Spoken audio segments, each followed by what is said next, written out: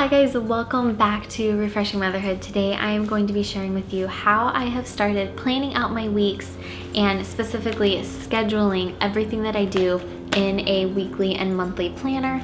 I feel like I have always been a more organized person, always been kind of a list maker and somebody who likes having a calendar, and since I've been a stay-at-home mom, I've kind of lost that. And I used to plan everything out really well when I was at school, when I was working, and then when you're home you feel like you don't really need to, and then I just felt like I was forgetting things and missing things, and everything just kind of seemed a little bit out of control for me personally. And so I have loved feeling more organized, feeling more grounded, feeling more planned, and having something that I can look to and rely on every day and every week to help me be the most productive as possible. So I'm going to share with you what's been working for me and how I do it, and then hopefully you can get some good tips.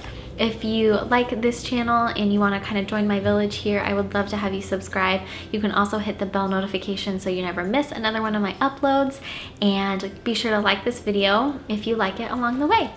Alrighty, let's jump in. Okay, so the first thing that I did was get a really pretty planner.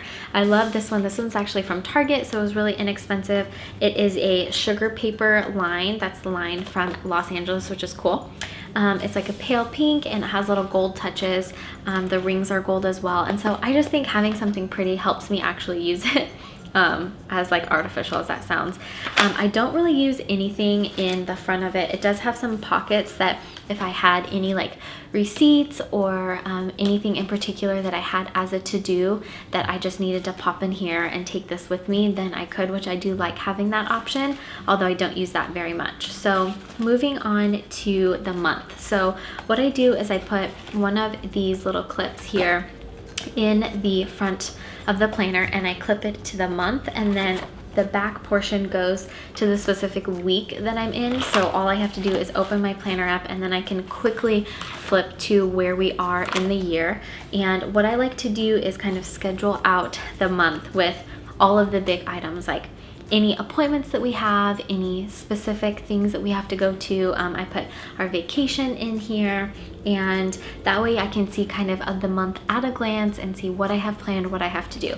Then as I write all of that out and as I get new appointments and write them in, I always translate them over to the week as well, so they're in both places. And this can seem a little bit like, okay, what if you forget one? And it's true, like it's an extra step, but to me it works, and it's really important because I can't plan my week out if I don't know what's going on that week. So I definitely like having it in both places. Another thing that I do in the monthly view here is plan out what's happening on each day. So I am kind of transitioning into this phase of being a working mom as well as a stay-at-home mom, and more of a work from home mom, where I'm treating YouTube as my job, and I'm really thankful for that opportunity and to be able to create these videos. But it does take work and it does take effort, and the more prepared I am and the more planned I am, the better quality these videos can be.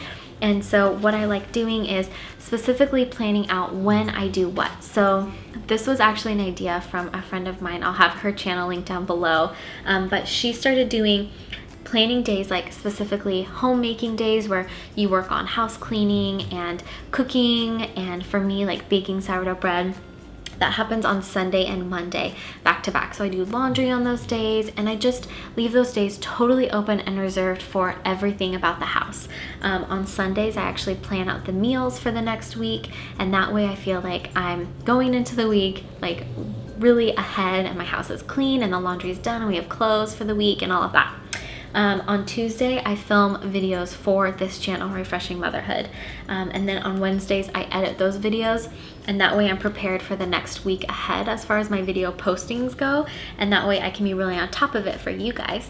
And then Thursdays, I do like YouTube business work. Like I work on brand deals and responding to emails and things like that for our vlog channel as well as for my personal channel, and responding to comments and messages and all of those lovely things.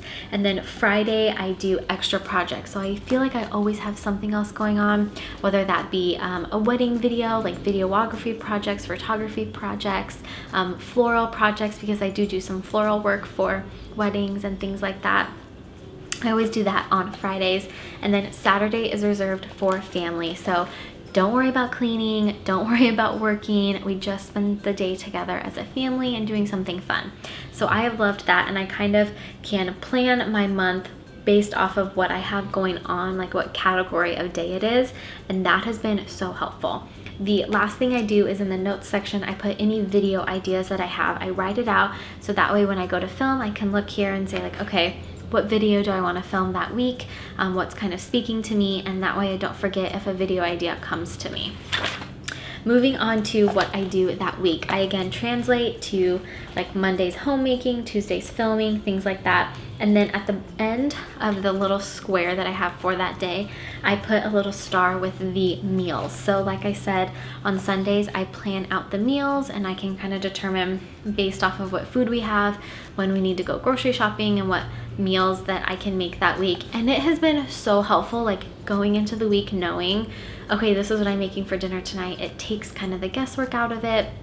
It takes some stress off of me, because I find that by the end of the day, if I didn't do this, I would realize, oh, it's 4:30, I need to start dinner, and I didn't take any meat out, and everything's frozen, and I have no idea what I'm gonna make, and then we end up making something that's either not very healthy or just quick and easy, and I'm not inspired, and I wanted to be able to make really wholesome meals for my family. So planning out what those meals are is like so much nicer. Such a simple idea, but seriously pays off. So then I go ahead and put anything else in the week that we have going on that day, like play dates and appointments, stuff like that. I also write out what videos I'm putting up on Refreshing Motherhood that day, and that just kind of helps me keep in my head everything planned out as well. And that is pretty much it. I feel like if I plan too far ahead, then usually it doesn't really work out. So I try to just plan 1 week at a time as far as like this portion goes, because the more that I plan, if I don't stick exactly to it, then one thing gets off and then it just ripples and affects everything else. And I think what I've learned is things don't go perfectly. Sometimes I have to switch up my days and make adjustments depending on what's going on with my family. But I feel like having a plan and having things laid out, especially if you are a work from home mom or just a working mom, or I mean anything, stay-at-home mom, just having more of a plan helps you feel so much more organized and put together. So I hope that you guys enjoyed this video, and I hope that you liked my planning tips. If you have any more for me, be sure to let me know in the comments down below, and I will see you in my next video. Bye guys.